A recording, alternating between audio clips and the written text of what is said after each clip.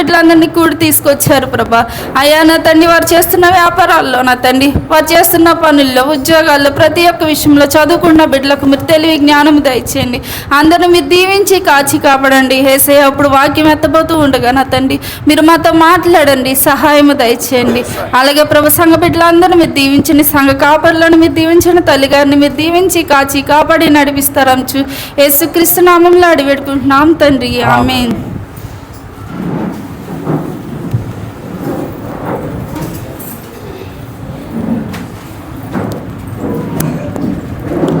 మంచిదండి. ఇంతవరకు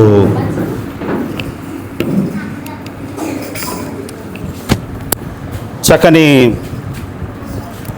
పాటల ద్వారా, ఆరాధన ద్వారా దేవుని నామాన్ని గణపరచడానికి, స్తుతించడానికి దేవుడు మనకిచ్చిన చక్కని అవకాశాన్ని బట్టి, సమయాన్ని బట్టి దేవునికి వందనాలు, స్తోత్రాలు, స్తుతులు చెల్లించుకుంటూ ఉన్నాను. ప్రియులారి, సమయంలో కొన్ని మాటలు క్లుప్తంగా దేవుని వాక్యంలో నుండి మనం జ్ఞాపకం చేసుకుందాం.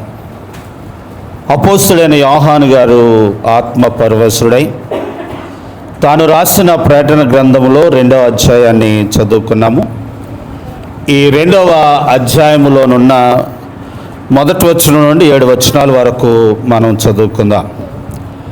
మరి చదువుకున్న వాక్య భాగంలో ఏంటి, ఎక్కడ, ఎప్పుడు, ఎవరు అనేది ఆలోచిస్తే మనకు తెలుస్తుంది ఏంటంటే, ఎఫెసీ అనే పట్టణం, ఒక పట్టణం ఉంది, చాలా పెద్ద పట్టణం, చాలా పేరు గాయించింది, ఎక్కువ వ్యాపారాలు జరిగిన పట్టణం. ఆ పట్టణంలో దేవుని సంఘం ఉంది.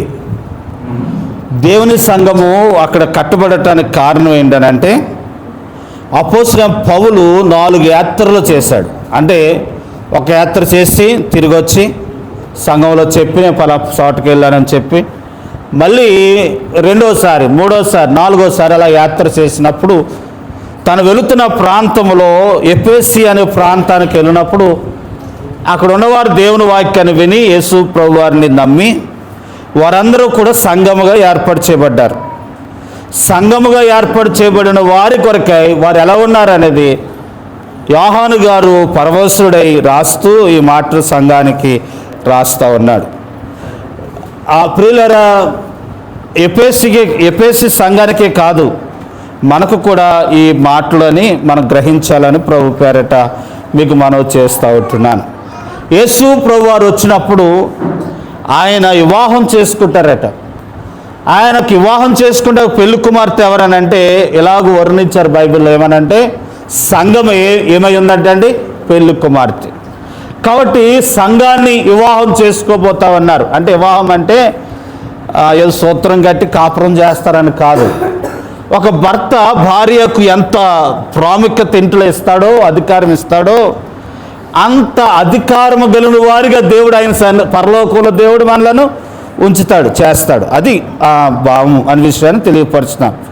ఆ పరలోకానికి ఎత్తబడే సంఘముగా ఉండాలని అంటే ఎఫెసీలో ఉన్న మంచితనాన్ని, ఎఫెసీలో ఉన్న లోట్లు తెలియపరుస్తూ ఉన్నాడు. అదే ఎఫెసీలో ఉన్న లోట్లు ఏమై ఉన్నాయో, లేకపోతే మెప్పు ఏమై ఉందో మనము కూడా గ్రహించుకొని మనము కూడా ఎత్తబడటానికి సిద్ధపడిన వారిగా ఉండాలని ప్రభు పేరట మీకు మనవి చేస్తూ ఉన్నాను. ఎఫెసీ అండి అంత గొప్ప, అక్కడ సంఘము ఎఫెసీలోనండి చాలా గొప్ప పట్టణం అవటానికి కారణం ఏంటంటే ఆ పట్టణంలో ఎక్కువ వ్యాపారం జరిగేదట. సముద్రం దగ్గర వ్యాపారాలు జరుగుతున్న వల్ల పట్టణ అభివృద్ధి అయింది. చూడండి, మన ప్రాంతంలో ఎక్కువగా డెవలప్ అయ్యే ఊరు ఏదంటే తణుకు అని చెప్తారు. ఎందుకు తణుకు అంత ఎక్కువగా డెవలప్ అయింది అని అంటే, మన తణుకులో ఎక్కువ ఏమున్నాయనంటే వ్యాపారాలు, ఫ్యాక్టరీలు ఉన్నాయి. కనుక ఈ చుట్టుపక్కల ఊర్లు ఇంకా లోపలికి వెళ్తే ఆ ఊర్లో మనం ఉండలేం. కానీ తణుకు పక్కన ఉన్న యమరుద్రపురం, మండపాక, తేతలి, ఉండరాజు ఈ ఏరియాలో చూస్తే, ఏలుపూరు చూస్తే డెవలప్ అయ్యి ఉంటాయి. ఎందుకు ఇంత డెవలప్ అయినాయి అని అంటే వ్యాపారాలు బట్టి, ఫ్యాక్టరీలు బట్టి. ఎఫెసీ కూడా అంత డెవలప్ అవడానికి కారణం ఏంటంటే వ్యాపారాలు బట్టి. ఎక్కడ ఎక్కువ వ్యాపారం జరుగుతుందో అక్కడ డెవలప్ ఉంటుంది. డెవలప్ ఎక్కడ ఉంటుందో పాపము కూడా అక్కడ ఎక్కువ ఉండదు. అంటే ఎఫెసీలో కూడా పాపం ఎక్కువ ఉన్న చోట దేవుని సంఘము ఏర్పరచబడింది. దేవుని సంఘం అంటే ఏంటంటే ప్రత్యేకించబడిన వారు, లోకములో నుండి, పాపములో నుండి, శాపములో నుండి, ఇది శాశ్వతం కాదు, ఇది శాశ్వతమైనది కాదని వారు ప్రత్యేకించబడి దేవుని కొరకు ఒక రాజ్యముగా, దేవుని కొరకు ఒక జనాంగముగా, దేవుని కొరకు ఒక కుటుంబముగా ఏర్పాటు చేయబడిన వారు ఎవరనంటే సంఘం. ఇప్పుడు మనము కూడా లోకములో నుండి ఏమై ఉన్నాం? ప్రత్యేకించబడి ఏర్పాటు చేయబడి ఉన్నాం. కాబట్టి మనము కూడా ఇప్పుడు ఎవరము? ఒక సంఘమై ఉన్నాం. ఈ సంఘానికి తెలియపరుస్తున్న మాటలు మనం చూద్దాం. ప్రియులారా, ఇంకో కొన్ని మాటలు మీకు చెప్పేసి, ఉపద్ఘాతం కొన్ని మాటలు చెప్పి ఈ ఎఫెసీలో ఉన్న మెప్పేదో లోటేదో మీకు తెలియపరచాలనేది నేను అనుకుంటున్నాను. ప్రియులారా, చూడండి, మనం ఇంతవరకు పత్రికలు చదివాము, గ్రంథాలు, కీర్తన గ్రంథాలు, అటుగానే యెహెజ్కేలు, అటుగానే ఇర్మియా, ఇవన్నీ చెప్పుకుంటూ వచ్చాము. కానీ అటన్నిటికంటే ప్రాముఖ్యమైనది ప్రకటన గ్రంథం చాలా ప్రాముఖ్యమైనది. ఎందుకనంటే మనము ప్రకటన గ్రంథంలో ఉన్నవి నెరవేర్చవలసి ఉంది. ప్రకటన గ్రంథంలో ఉన్న ఆ ఉగ్రతను తప్పించబడవలసిన వారమై ఉన్నాము కనుక ఈ ప్రకటన గ్రంథం చాలా ప్రాముఖ్యము. కాబట్టి ఎక్కువగా చదవటానికి, ఎక్కువగా మనము దీన్ని వివరించుకుంటూ చాలా ఆశ్రదం. అందుకే యోహాను ప్రకటన గ్రంథం మొదటి అధ్యాయంలో మొదటి వచనంలో అంటాడు, యేసుక్రీస్తు తన దాసులకు కనపరచబడుటకు దేవుడు దాసును అనుగ్రహించిన ప్రత్యక్షత, ఈ సంగతులు త్వరలో సంభవింపబోచున్నవి. ఆయన తన దూత ద్వారా వర్తమానం పంపి తన దాసులను యోహానుకు వాటిని చూసిన. అతడు దేవుని వాక్యమును గూర్చి, యేసుక్రీస్తును గూర్చి తాను చూసినంత మట్టుకు సాక్ష్యం ఇచ్చుచు ఈ మాటల గురించి సమయము సమీపించినది గనక ఈ ప్రవచన వాక్యములు చదువువాడును వాటిని విని విందులో రాయబడిన సంగతులను గైకొనివాడు ఏమై ఉన్నారట. కాబట్టి ఈ గ్రంథములో, ఏ గ్రంథంలో? ప్రకటన గ్రంథంలో. చూడండి, నేను మళ్ళీ చదువుతున్నాను, చూడండి, ఈ మాట చెప్పాలనుకుంటున్నాను. సమయము సమీపించింది గనక ఈ ప్రవచన వాక్యములు చదువువాడును వాటిని విని ఇందులో రాయబడిన సంగతులను గైకొనివాడు దాన్ని. అంటే ఇందులో ఉన్న సంగతులు అంటే ఏం చేయాలి? గైకొనాలి, వినాలి, గ్రహించాలి, గైకొనాలి. అలాగే చెప్తారులే అని నిర్లక్ష్యం చేయకూడదు. కాబట్టి ఎవరైతే విని గైకొని దాన్ని అనుసరిస్తారో వారు ఏమై ఉన్నారట? ధన్యులు అని రాయబడింది. కాబట్టి మనం ధన్యులు అంటే అర్థం ఏంటనంటే గొప్పవాడని. ధన్యుడు అంటే అర్థం ఏంటనంటే ఐశ్వర్యవంతుడు.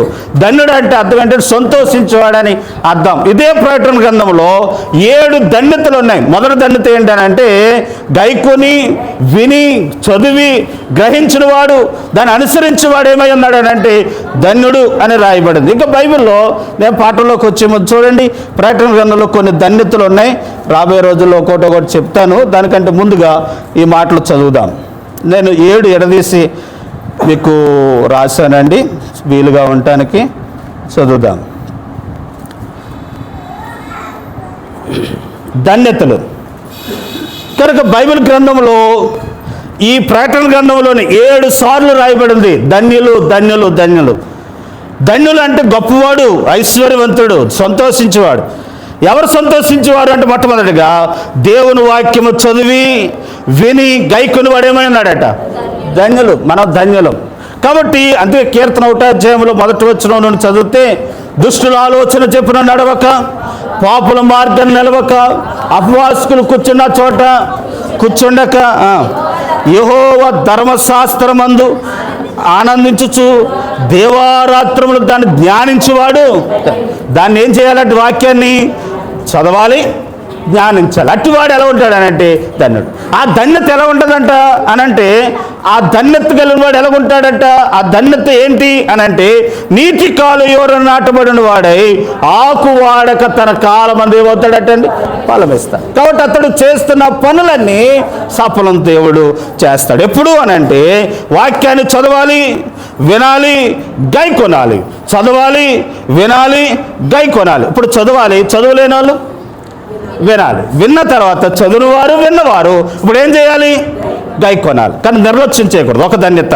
రెండో ధన్యత ఏంటనంటే ప్రకటన గ్రంథంలోని 14:13 చదివితే ప్రభునందు మృతులైన వారు ధన్యులు. ఆఖరికి మనము ఒక రోజున ఈ లోకాన్ని ముగిస్తాం కదండి, ఎప్పటికైనా ముగిస్తాం. ఒక 120 సంవత్సరాలు జీవించిన తర్వాత అయినా మనం చనిపోతాం. కానీ చనిపోయే ముందుగా క్రీస్తునందు మనం ఏమై ఉండాలని అంటే మృతి చెందాలి. అంటే యేసు ప్రభువారు నమ్ముకుని చనిపోవటాన్ని బట్టి మనం ఏమై ఉన్నామనంటే ధన్యులు. ఏమండి, చచ్చిపోయిన తర్వాత ధన్యులు ఏంటంటే, చచ్చిపోయిన తర్వాత ధన్యులు ఏంటనంటే ప్రియులారా, నేను ఇంకో మాట చెప్తున్నాను. ధన్యులు అంటే సంతోషించేవాళ్ళని అర్థం. ధన్యులానికి అర్థం ఏంటి? చచ్చిపోయాక సంతోషించడం ఏంటి అని అంటే, ఇదే ప్రకటన గ్రంథంలో ఏమని ఉంటుంది అంటే రెండవ మరణం ఉందట. ఆ రెండవ మరణం ఏంటనంటే అగ్ని ఆరదు, పురుగు సారు. ఆ వేదనలో పొల్లు కొరుగటయు ఏడుపుయు కలుగును. ఏదది? నరకములో రెండవ మరణం. కాబట్టి ప్రియులారా, దాంట్లోనికి వెళ్ళని వాడు క్రీస్తునందు మృతునందు వాడు ఏమై ఉన్నాడు? ధన్యుడు. అంటే దేంట్లోకి వెళ్ళలేదు కనుక అంటే రెండవ మరణంలోనికి వెళ్ళదు. కాబట్టి మనము ధన్యులు. ఇక్కడికి పుస్తకం పెట్టుకొని ఒకసారి కీర్తన గ్రంథంలో చూడండి. కీర్తన గ్రంథంలో ఒక మాట ఉంటుందండి. యెహోవాను కలిగి ఉన్నవారు 144వ కీర్తనలో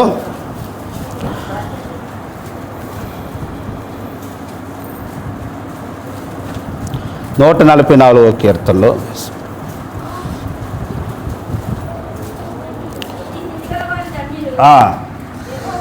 యెహోవా తమకు దేవుని కలిగి ఉన్నవారు అంటే యెహోవాను ఏమవ్వాలంట? దేవుని కలిగి ఉన్నవారు. అంటే యెహోవాను దేవుడిగా చేసుకున్న వారందరూ, దేవునిగా కలిగి ఉన్న వారందరూ ధన్యులు అని రాయబడింది. ప్రియులారా గమనించండి, యెహోవాను దేవుని కలిగి ఉన్న వారందరూ ఎవరు? మనం ధన్యులం. ఎందుకు ధన్యులం అంటే నరక వ్యాధుల నుండి ఏమవుతున్నామనంటే తప్పించబడతా ఉన్నాం. ఎందుకు ధన్యులు అవుతున్నామనంటే ప్రియులారా, మనం నిత్యత్వము గలవారు అయ్యాము కనుక ధన్యులం. యెహోవాను కలిగి ఉన్నాము కనుక మనం ఎవరు? నేను ఎలా చెప్తున్నాను, యెహోవాను కలిగి ఉన్నవారు ధన్యులు, యెహోవాను కలిగి లేని వారు అన్యులు. అంటే దేవుని ధన్యులు. ప్రియులారా, వారికి ఏ ప్రయోజనము లేదు. ఎంత ఉండనివ్వండి, ఎంత భాగ్యం ఉన్నవ్వండి, యెహోవాను కలిగి లేని వారు ధన్యులు కానే కాదు. యెహోవాను కలిగి ఉన్న మనము ఏమై ఉన్నామనంటే ధన్యులము అనే విషయాన్ని తెలియపరుచుకుంటున్నాను. కాబట్టి ప్రియులారా చూడండి, అక్కడే మాట మరొకసారి చూస్తున్నాం. ఏమిటనగా యెహోవాను కలిగి ఉన్నవారు ధన్యులు అని మాట చదువుతూ ఉంటున్నాం. ధన్యులు ఇంకో మాట చదువు చూడండి. ప్రకటన గ్రంథంలోని ఈ మాటలు చెప్పేసిన పాటల్లోకి వెళ్తాం. 1, 2, 3 ఏంటనంటే మెలకువ కలిగి వస్త్రములను కాపాడుకుని వాడు ఏమై ఉన్నాడట? ప్రకటన గ్రంథంలో రాయబడిన మాటలు. అంటే గైకొన్నవాడు వినువాడు ధన్యుడు అని రాయబడిన మాటలలో వాక్యమును చదువువాడు ధన్యుడు, వినువాడు ధన్యుడు, ప్రభునందు మృతునందుని వాడు ధన్యుడు. 3వది ఏంటంటే తమ వస్త్రములను ఏం చేసుకోవాలట? వస్త్రములంటే తెల్లని వస్త్రాలు వేసుకున్నామండి, తెల్లని బట్టలు వేసుకున్నామండి, దారుగుండా వెళుతున్నామండి, గేదెల మంది వెళ్తుందండి, వాటి తోకలు ఒళ్ళంతా మట్టి ఉందండి. ఆ మట్టి ఉన్నాడు తన పక్క నుంచి వెళుతున్నప్పుడు తెల్ల బట్టలు వేసుకున్న తెల్లని వస్త్రాలు వేసుకున్న వ్యక్తి ఆ బురద పడిన గేదెల దగ్గరికి వచ్చినాడు ఏం చేస్తాడు? జాగ్రత్త పడతాడు. ఎందుకనంటే ఆ బురద ఏమవ్వకూడదు, అటుది. కానీ మనం ఈ లోకంలో మురికైపోయిన మనలను యేసు ప్రభు రక్తము చేత కడగబడి పవిత్రులుగా తీర్చబడ్డాం. ఒకప్పుడు నోటితో తప్పు చేశాం, చేతలతో తప్పు చేశాం, ఈ లోకంలో చెడిపోయాం కనుక లోకంలో మనము కనుక దేవునికి వ్యతిరేకమైపోయి మురుకుగా ఉన్న మనలను ఆయన యేసు ప్రభు దగ్గరకు వచ్చి ఆయన విశ్వాసం ఉంచడం చేత ఆయన మనల్ని కడగటాన్ని బట్టి మనము తెల్లని వస్త్రం వలె తీర్చబడ్డాం. ఎవరు? మనం. ఇప్పుడు తెల్లని వస్త్రముగా తీర్చబడిన మనము మళ్ళీ ఏం చేసుకోకూడదు? మురుకుగా చేసుకోకూడదు. దేని బట్టి అనంటే మాటను బట్టి కానీ, చూపును బట్టి కానీ, నడకను బట్టి కానీ, ఈ లోకముల ఆశలు బట్టి కానీ, ఏమేమో తలంపులు బట్టి కానీ పవిత్రం చేయబడిన తర్వాత మళ్ళీ అపవిత్రులుగా ఉండటానికి వీలు లేదు. అట్టివాడు మెలకువ కలిగి ఉన్నవాడు అట్టివాడు ఏమై ఉన్నాడు అనంటే ధన్యుడు అని రాయబడింది. మళ్ళీ ఇంకొక మాట చెప్తున్నాను. మెలకువ అంటే ఏంటంటే ఎరెక్ట్ అవటం. ఆ మెలకువ అంటే ఏంటి? సంసోను దెలీలా చేతిలో చనిపోవటానికి కారణం ఏంటి? రెండు కళ్ళు పొడవబడి చనిపోవటం కారణం ఏంటంటే ఎలక్ట్ లేదు. ఒకసారి కట్టింది సంసన ఫిలిష్తీయులు వస్తున్నారు అన్నప్పుడు ఏం చేయాలి? ఎలక్ట్ అవ్వాలి, గ్రహించాలి. ఆ గ్రహింపు లేకే మరణానికి పాత్రుడు అయిపోయాడు. యేసోబు ఉన్నాడు, గ్రహింపు కలిగి ఉన్నాడు కనుక అపాయము నుండి ఏమయ్యాడు? తప్ప అటుది. కానీ ఎలక్ట్ అవ్వటం, ఎక్కడి నుంచి మనకి శోధన వస్తుంది, అపాయం వస్తుంది, ఎక్కడి నుండి మనలో పాపం వస్తుంది, దేవునికి మనకి విరోధం అయిపోవటానికి ఏ పాపం మనలో ప్రవేశిస్తుందో ఎలక్ట్ అవ్వాలి, ఆలోచించాలి, ఆ విషయంలో జాగ్రత్త పడాలి. చూడండి, మన కుటుంబాన్ని ఎవరైనా నష్టపడుతున్నారనుకోండి, మనల్ని పాడు చేస్తున్నారనుకోండి, ఒకసారి చూస్తాం, 2 సార్లు చూస్తాం, 3వసారి ఏమవ్వాలి? మనం ఎరక్ట్ అవ్వాలి. ఎరక్ట్ అవ్వలేదని అంటే ఇక నేను ఎవరో కూడా బాగుంది. అత్యంత ఆత్మీయతలో కూడా మాట వల్ల చెడిపోతున్నావు, ప్రవర్తన ద్వారా చెడిపోతున్నావు, ఏ విషయంలో చెడిపోతున్నావు, ఏం చేయాలి? ఎరక్ట్ అవ్వాలి, జాగ్రత్త పడాలి, మనం కాపాడుకోవాలి అనే విషయాన్ని తెలియపరుస్తున్నాను. 4వది ఏంటంటే గొర్రె పిల్ల విందుకు పిలువబడిన వారు ధన్యులు. అంటే పరలోకంలో గొప్ప విందు జరగబోతుందట. అదే సమయంలో 7 ఏండ్లు భూమి మీద గొప్ప శ్రమ జరపాలి. కానీ శ్రమ జరుగుతూ ఉంది. ఈ శ్రమలో లేకుండా గొప్ప పెళ్లి విందులో, గొర్రె పెళ్లి విందులో పాలు పొందిన వారు అందరూ కూడా ఎవరట? ధన్యులు. అందులోకి వెళ్ళిన వారు ధన్యులు అనే విషయాన్ని మీకు తెలియపరుచుకుంటున్నాను. ప్రియులారా, అలాగూ మనం ఉండేవారిగా మనం ఉండాలని ప్రభు పేరట మీకు మనవి చేస్తూ ఉంటున్నాను. వైటి రాజా గారు ఉండేవారు తణుకులో. ఆ వైటి రాజు గారు ఉన్నప్పుడు వాళ్ళ అమ్మాయి పెళ్లి జరిగింది. కానీ పెళ్లి జరిగినప్పుడు మన ఊర్లో పాస్టర్లకి కొంతమందికి చెప్పారు. మేము కూడా వెళ్ళినప్పుడు చాలా భారీ ఎత్తుగా జరిగింది. అటువంటి పెళ్ళి ఎక్కడ చూడలేదు నేను, అంత పెద్ద పెళ్ళి జరిగింది. ఆ పెళ్ళిలోకి వచ్చిన వాళ్ళు అంటున్నారు, అతి తక్కువ మంది వచ్చారు వాళ్ళ అమ్మాయి పెళ్ళికి. వచ్చినవాడు ఆ పెళ్ళికి వచ్చిన వాళ్ళు అంటున్నారు, ఈ పెళ్ళికి వచ్చిన వాళ్ళు ఎంత ధన్యుడురా, అయ్యో ఎంత దండులరా, కొంతమందినే పిలిచారట, కొంతమందినే కేకేశారట, అందుట్లో నీవు నేనున్నానరా అని ఒకరు చెప్పుకుంటుంటే ఆ మాటలు నేను విన్నాను. ఇప్పుడు వైట రాజా గారు చేసిన పెళ్లి కంటే, వాళ్ళ అమ్మాయి పెళ్లి కంటే, ఈ లోకంలో గొప్పవారు చేసిన పెళ్లి కంటే గొప్ప పెళ్లి విందు, ఆ విందులో ఉన్నవాడు ఏమై ఉన్నాడట? ధన్యుడు. అది గొప్ప. ఇది అక్కడికి వెళ్ళినంత మాత్రం ధన్యుడని కాదు, అసలైనది ఉంది, గొర్రె పిల్ల విందు. ఆ విందులో పిలువబడిన వారు ఏమై ఉన్నారటండి? ధన్యుడు. 5వది చూద్దాం ప్రియులారా. 5వది, మొదటి పునరుద్ధానములో పాలు గలవారందరూ ధన్యులు అని రాయబడింది. అంటే మొదటి పునరుద్ధానం అని అంటే యేసు ప్రభువు వచ్చినప్పుడు ఆర్భాటముతో, ప్రధానతో, శ్రద్ధంతో వచ్చినప్పుడు ఆయన యందు విశ్వాసం ఉంచిన వారందరూ కూడా ఆయన బోరబోదగా చనిపోయిన వారందరూ శ్రద్ధనికి ఏమవుతారట? తిరిగి లేస్తారు. ఆ మొదటి పునరుద్ధానంలో తిరిగి లేచిన వారందరూ ధన్యులు. కాబట్టి మనము చనిపోయినా బతికినా ఆ బోర శబ్దాన్ని వినేవారుగా ఉన్నప్పుడు మనం ధన్యులు. 6వది, ప్రవచన వాక్యములు గైకొనువాడు ధన్యుడు అని రాయబడింది. ప్రకటన గ్రంథం 22:7 కాబట్టి ప్రవచన వాక్యములు గైకొనువాడు, ఏ ప్రవచన వాక్యములు? చదవండి, ఆ మాట చదువుతాం. ఇదిగో నేను త్వరగా వచ్చుచున్నాను, ఈ గ్రంథములోని ప్రవచన వాక్యములను గైకొనువాడు. ఆమె ఏమై ఉన్నారట? ఏ ప్రవచనాలు? ఈ గ్రంథములు, బయటి కాదు, మనుషులు. యోధా రాష్ట్ర పత్రికలు ఏమన్నా ఉంటుందంటే, ఒక్కసారి అప్పగింపబడిన బోధ కొరకు మీరు ఏం చేయండి? ప్రయాస పోరాడుడి అని అంటాడు. యోధా రాష్ట్ర పత్రికలో ఒక్కసారి అప్పగింపబడిన బోధ అంటే పదే చెప్పడం, అత్తమాలు అందరితో చెప్పించి బోధ కాదు. ఈ బోధ ఒకేసారి ఏం చేశాడు? బోధ చేశాడు. ఇప్పుడు పౌలు, యేసు ప్రభువారు వచ్చారు, ఆయన శిష్యుల ద్వారా అపోస్తుల బోధ యందు, సహవాసమందు, రొట్టి ఇరచటందు, కనుక ప్రార్థన యందు ఎడతెగక ఉన్న మన జీవితాల్లో దేవుడు మనకిచ్చిన ఈ బోధ అపోస్తుల ద్వారా ఇవ్వబడింది. ఆ తర్వాత మళ్ళీ ఎవరి ద్వారా కూడా? మళ్ళీ ఒకసారి దేవుని స్తోత్రం చెప్దామండి. మళ్ళీ ఇప్పుడు ఎవరైనా కొత్తగా వచ్చి, ఇప్పుడు కొత్తగా ఎవరైనా దేవుడు నాకు చెప్పి పంపించాడని అంటే అది నమ్మకూడదు. ఒకవేళ చెప్పవలసి వస్తే ఎందుకు చెప్పాలి? ఈ ప్రవచన వాక్యములను, ఏ ప్రవచన వాక్యములు? బైబిల్ గ్రంథంలో ఉన్న ప్రవచన వాక్యములను గైకొనివాడు తండ్రి. కాబట్టి బయటికి చెప్పాడా? అక్కడే ఉంటుందండి. బయటకు చెప్పాడా వాడంటండి శాపగ్రస్తుడు అవుతాడట. ఈ బైబిల్ గ్రంథంలో ఉన్న రోగాలన్నీ చదువురామా, అక్కడ ఉందా? ఈ గ్రంథములో ఉన్న ప్రవచన వాక్యములను ఆ, విను ప్రతివానికి నేను సాక్ష్యం ఇచ్చేది ఏమనగా ప్రకటన గ్రంథము అండి 22:7 కింద భాగం చదువుతున్నారా? మాట చదువుదాం. చదువమ్మా, శృతి చదువు. ఎవడైనను ఎవడైనా వీటితో మరి ఏదైనను కలిపినాను ఈ గ్రంథములో రాయబడిన ఈ గ్రంథములో రాయబడిన తెగుళ్ళు దేవుడు వారికి కలుగజేయును. వానికి. కాబట్టి ఈ గ్రంథములో ఉన్న ప్రవచన వాక్యములను చెప్పాలి. ఈ గ్రంథంలోనియే అమ్మ చెప్పరా వినాలి. కాబట్టి మళ్ళీ సొంతంగా ఏదో ఎవరోదో చెప్పి నువ్వు భవనం కడతావంట, కారు కొంటావంట, లేకపోతే పిల్లలు పుడతారట, పెళ్ళి అవుతుందట, లేకపోతే అలాగంట, ఇవన్నీ కూడా ప్రవచనాలు కాదు. అవి వినకూడదు, మేము చెప్పకూడదు. మేము చెప్పకూడదు, మీరు వినకూడదు. ఏంటయ్యి ఏంటి? కారు ఇవన్నీ దేవుడు ఇస్తాడండి. ఎందుకు ఇవ్వడు?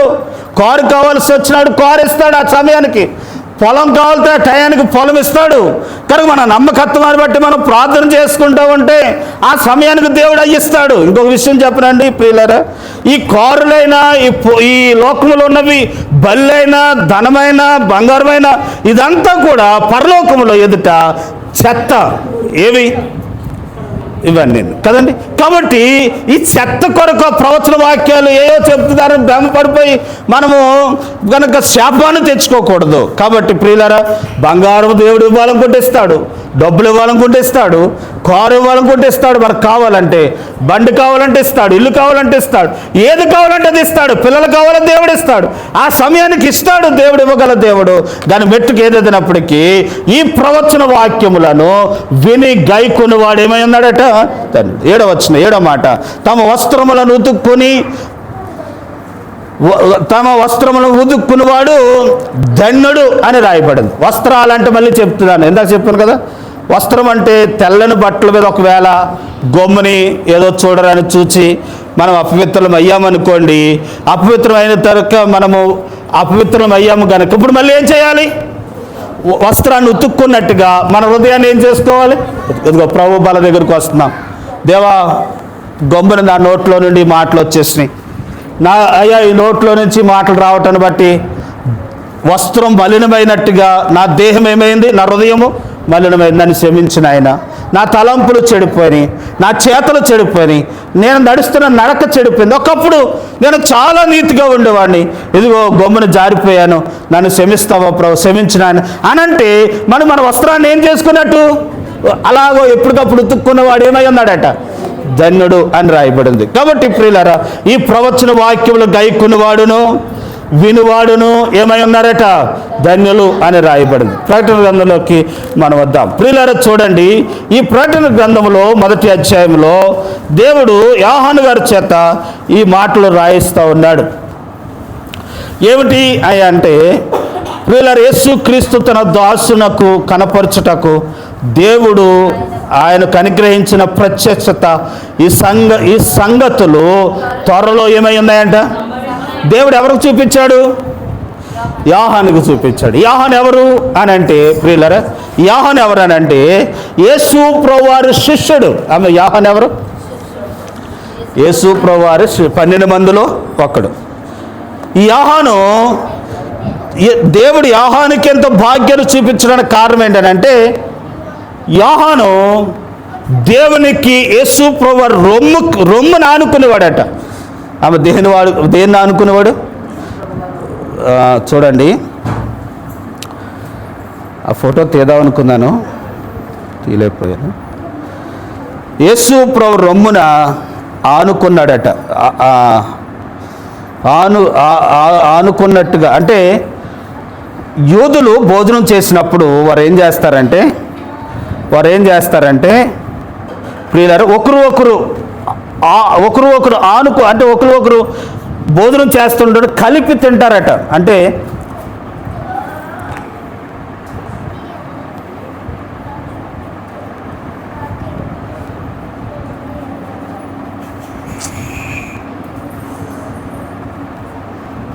చూడండి, తిరుగుతలేదు. సరే, భోజనం చేసినప్పుడు అండి వారి విధానం ఏంటనంటే, ఎవరైనా సరే యూదులు భోజనం చేస్తుంటున్నప్పుడు వారు విధానం ఏంటనంటే, ఎవరైనా సరే యూదులు భోజనం చేస్తుంటున్నప్పుడు వారి విధానం ఏంటనంటే, ఎవరైనా సరే యూదులు భోజనం చేస్తుంటున్నప్పుడు వారి విధానం ఏంటనంటే, ఎవరైనా సరే యూదులు భోజనం చేస్తుంటున్నప్పుడు వారి విధానం ఏంటనంటే, ఎవరైనా సరే యూదులు భోజనం చేస్తుంటున్నప్పుడు భోజనం చేస్తుంటున్నప్పుడంట వారు చేసిన పని ఏంటనంటే ఒకరు ప్రియులారా వారు కలిసి భోజనం చేస్తారని మనం గ్రంథంలో చూస్తూ ఉన్నాం. ఒకరేమో కాలు కాడ కూర్చుంటే మరొకరేమో యేసు ప్రభువారు రొమ్ము దగ్గర కూర్చున్నాడట. ఎవరు? యోహాను. అందరూ ఒకసారి దేవుని స్తోత్రం చూద్దామండి. హల్లెలూయా. చూడండి ప్రియులారా, యేసు ప్రభువారు భోజనానికి వచ్చారు. వచ్చిన తర్వాత సీమోన్ ఇంట్లో భోజనం జరుగుతూ ఉంటున్నప్పుడు ఒకరు అంటే ఒకరు భోజనం చేస్తున్నారు అనుకోండి, చేస్తుంటున్నప్పుడు ఇంకొకరు ఆ దేహం తగలనమాట. అంటే కాలు చేయో ఏమవ్వాలి? తగల. అంటే పేతురు కాలు కాడ కూర్చుంటే యోహాను గారు ఎక్కడ కూర్చున్నాడు? అమ్మ రొమ్ము దగ్గర అనుకున్నాడట. అంటే ప్రభు ఇలా పడుకున్నారండి. ఆ పక్కన ఎవరున్నారు? మళ్ళీ యోహాను ఉండటాన్ని బట్టి నేను ఎంత చెప్తున్నానంటే, ఈ ప్రకటన గ్రంథం యోహాను రాయటానికి కారణం ఏంటంటే, యేసు ప్రభువారి రొమ్మున ఆనుకున్న ఈ యోహానుకి యేసు ప్రభువారి గుండి శబ్దము కూడా వినపడింది. ఎవరికి? ఎందుకంటే యోహాను గురించి ఇలా అన్నాడు యేసు ప్రభువారు. యేసు ప్రభువారట యేసు ప్రభు చేత ప్రేమింపబడిన వాడట. ఎవరు? యోహాను. యేసు ప్రభు చేత ప్రేమింపబడిన వాడు అని బైబిల్ గ్రంథంలో రాయబడింది. అంటే చూడండి, మనము కూడా మేము ఆయా ఇంట్లోకి వెళ్తూ ఉంటాం. అప్పుడప్పుడు వారు ఏం చేస్తారంటే ఎన్నో విషయాలు చెప్తారు. మాకు కూడా కొన్ని విషయాలు చెప్తారు. ఏమండి అలాగండి ఇలాగండి చెప్తారు. ఎందుకు అలా చెప్తారంటే వారు మమ్మల్ని ఏం చేస్తున్నారు? ప్రేమిస్తున్నారు కనుక. మేము వారిని ప్రేమిస్తున్నాం కనుక మేము కొన్ని విషయాలు చెప్తాం. వారు మమ్మల్ని ప్రేమిస్తున్నారు కాబట్టి కొన్ని విషయాలు చెప్తాం. అలాగే ఒకరొకరు కొన్ని విషయాలు మాట్లాడుకొని టీ ఇస్తే టీ తాగిలే, డ్రింక్ ఇస్తే డ్రింక్ తాగి ప్రార్థన చేసి మొత్తానికి వస్తాం. ప్రియులారా, యోహాను కూడా యేసు ప్రభువారు యోహానుకు తెలియపరచడానికి కారణం ఏంటంటే, యోహాను దేవుని చేత ఏం చేయబడ్డాడంట? ప్రేమించబడ్డాడు. అంటే మనము కూడా దేవుని చేత ప్రేమింపబడిన వారిగా మనం ఉండాలి. దేవుని చేత మనము ప్రేమింపబడిన వారిగా ఉంటే దేవుడు మన విషయంలో గొప్ప కార్యాలు మరుగైనవి దేవుడు మనకి బయలుపరుస్తాడు అనే విషయాన్ని మీకు తెలియపరుచుకుంటున్నాను. దేవుని నామమున మహిమ కలుగును గాక. ఇక్కడ సందర్భం చెప్తాను చూడండి. అందరూ ఒకసారి దేవుని స్తోత్రం చెప్దామండి. హల్లెలూయా. యోహాను గారిని అంట కాగే నూనెలో వేశారట. దేంట్లో వేశారమ్మా? కాగే నూనెలో వేశారట. నూనెలో వేస్తే ఆ యోహాను గారు చచ్చిపోవాలని మంచి చెప్తున్న యోహాను గారిని ఆ నూనెలో వేసేస్తే, పెద్ద మూకుల్లో నూనె వేసి ఆ నూనెలో వేస్తే ఇంక ఇది చచ్చిపోలేదని యోహాను గారు తీసుకెళ్ళి ఎక్కడ పడేశారని అంటే, సముద్రంలో ఒక దీవి ఉంటే ఆ దీవిలో వేసేసారట. అక్కడ భోజనం లేకుండా చచ్చిపోతాడులే అని అక్కడ పడేశారట. అక్కడ దేవుడు ప్రత్యక్షత కలుగజేసి దేవుడు బతికింప చేసి యోహాను గారికి ప్రకటన గ్రంథాన్ని రాయించాడట. ఆయన అక్కడేం చేశాడనంటే ప్రియులారా, చరమపు చొక్కాయలు తీసుకొని ఆ సరపు వస్త్రాలు తీసుకుని దాని మీద ఏమి రాశాడనంటే ప్రకటన గ్రంథాన్ని రాశాడు. కాబట్టి ప్రియులారా, దేవుని ప్రత్యక్షత పొందుకున్న ప్రకటన గ్రంథం, జరగబోయే విషయాలు దేవుని చేత రాయబడిన గ్రంథము ఏంటనంటే ప్రకటన గ్రంథము అనే విషయాన్ని మీకు తెలియపరుస్తాను. ఈ గ్రంథము చదవట యందు, గ్రహించట యందు, అనుసరించట యందు మనకెంతో ఏమైందనంటే ధన్యత అనే విషయాన్ని మీకు తెలియపరుచుకుంటున్నాను. దేవుని నామమున మహిమ కలుగును గాక. నేను చదివినప్పుడు నాకు ఓ సందర్భం అర్థమైంది. ఏంటంటే యోహాను గారిని మన ఆత్మీయ జీవితానికి బలపరచడానికి మాట చెప్తున్నాను. ఏంటనంటే మన ఆత్మీయ జీవితంలో కొన్నిసార్లు యోహాను గారు లాంటి కష్టాలు మనకు వస్తాయి, బాధలు మనకు వస్తాయి. చూడండి, యోహాను ఒకసారి మాట చదువుతాం. కొరింథీయులకు రాసిన పత్రిక, 2 కొరింథీయులకు రాసిన పత్రిక అపోస్తలుడైన పౌలు ఏమంటాడంటే,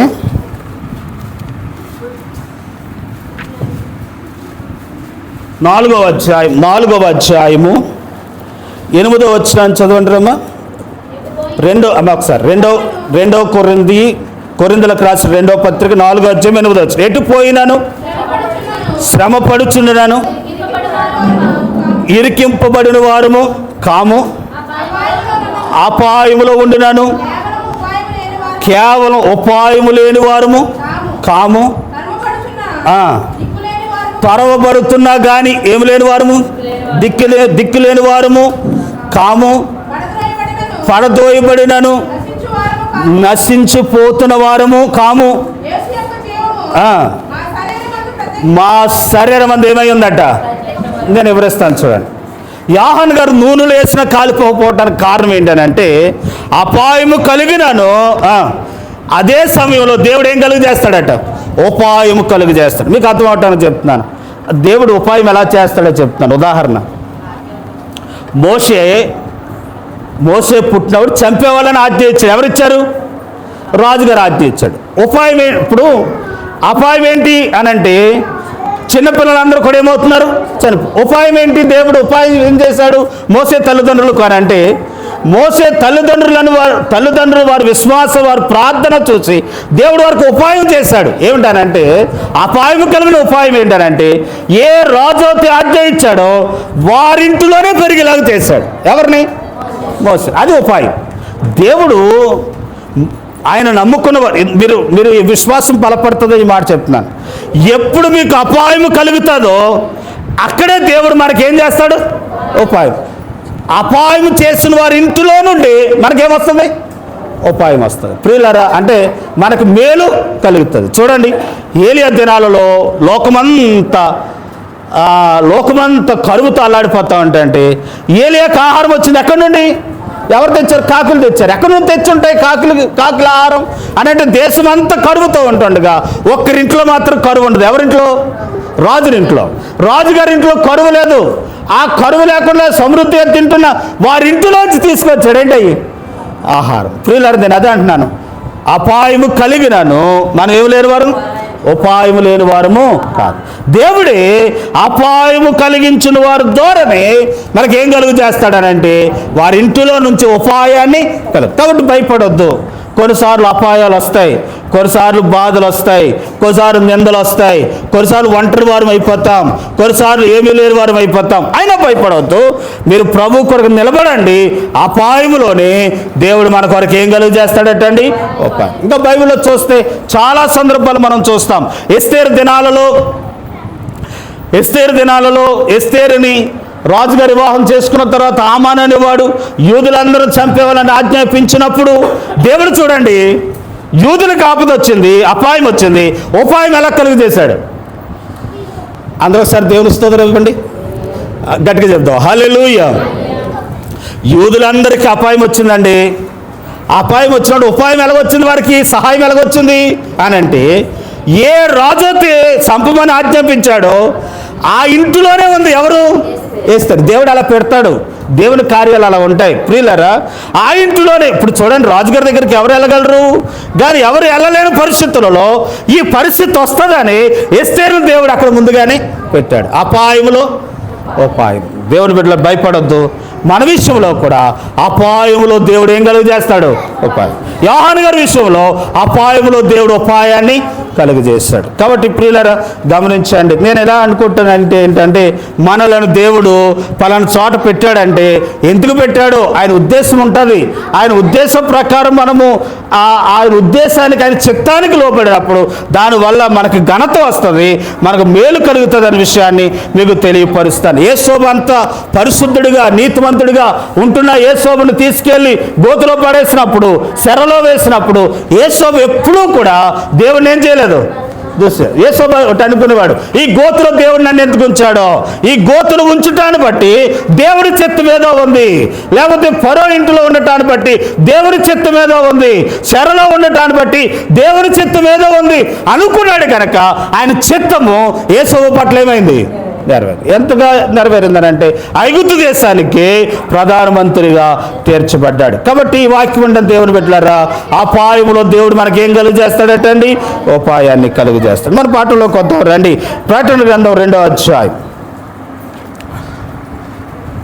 ప్రకటన గ్రంథం 2వ అధ్యాయం. కాబట్టి శోధనలు వచ్చినాయని భయపడొద్దు, ఇరుకులు వచ్చినాయని భయపడొద్దు. దేవుడు మనకి తన కృపను మనకు సహాయం చేస్తాడు అనే విషయాన్ని మీకు తెలియపరుచుకుంటున్నాను.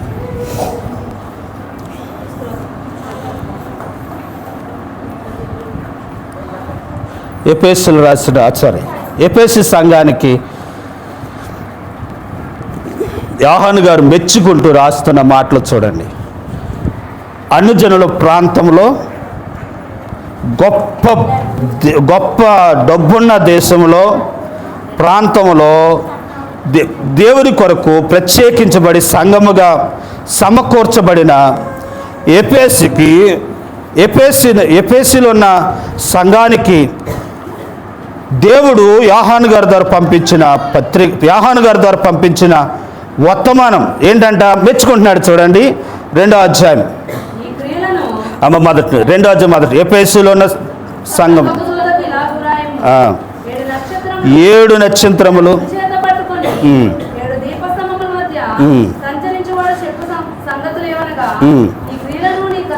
నీ క్రియలను సంఘంతో చెప్తున్నాడు. నీ క్రియలను, నీ కష్టమును, నీ సహనమును నేనేమై ఉన్నాను ఎరుగుదును.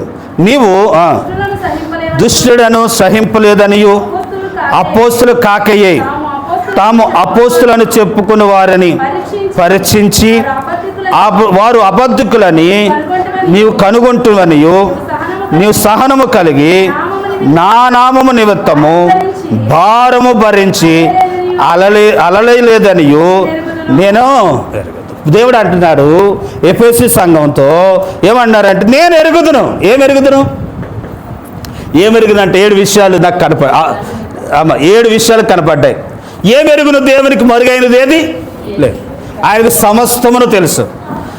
ఆయనకి ఏం తెలుసు అని అంటే మన క్రియలు ఆయనకు తెలుసు, మన కష్టం ఆయనకి తెలుసు, మన సహనం ఆయనకి తెలుసు, మనము దుష్టులను సహింపలేదన్న సంగతి ఆయనకి తెలుసు, అపోస్తుల అబద్ధ బోధకులని గ్రహించుట ఆయనకు తెలుసు, దేవుని పని అందు మనం సాగుతున్న ఆ విధానం దేవునికి తెలుసు.